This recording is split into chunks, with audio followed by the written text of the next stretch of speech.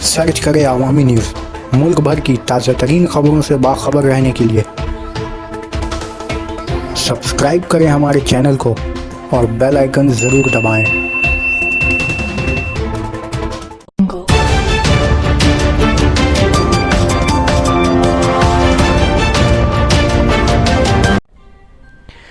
कश्मीर पर इंसानी हुकूक की पामाली की गई, ममता बनर्जी। मगरबी बंगाल की वज़ीर आला ममता बनर्जी ने एक बार फिर से कश्मीर मसले को उजागर करते हुए वहां इंसानी हुकूक के पामाल किए जाने का इल्ज़ाम आयद किया है और आम लोगों से वादी में अमन के लिए दुआ करने की अपील करी है।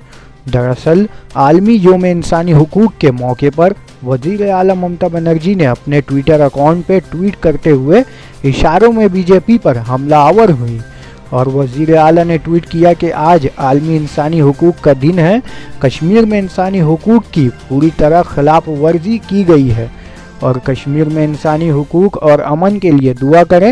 इस ट्वीट के बाद ममता बनर्जी ने दूसरा ट्वीट भी किया जिसमें उन्होंने लिखा है कि इंसानियत मेरे लिए बहुत ही मायने रखते हैं और ये हमेशा मेरे दिल से बिल्कुल करीब रहा है और 1995 में हवालात में होने वाली अमवात के खिलाफ इंसानी हुकूक की खिलाफ वर्जी को रोकने के लिए मैं 21 दिनों तक सड़क पर थी।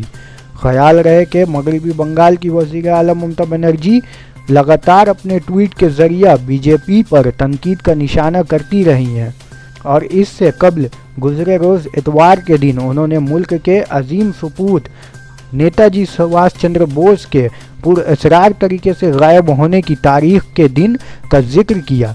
तृणमूल सुप्रीमो ने इस पर ट्वीट किया था कि 1945 में इसी दिन नेताजी एक प्रवास से रवाना हुए और हमेशा के लिए गायब हो गए।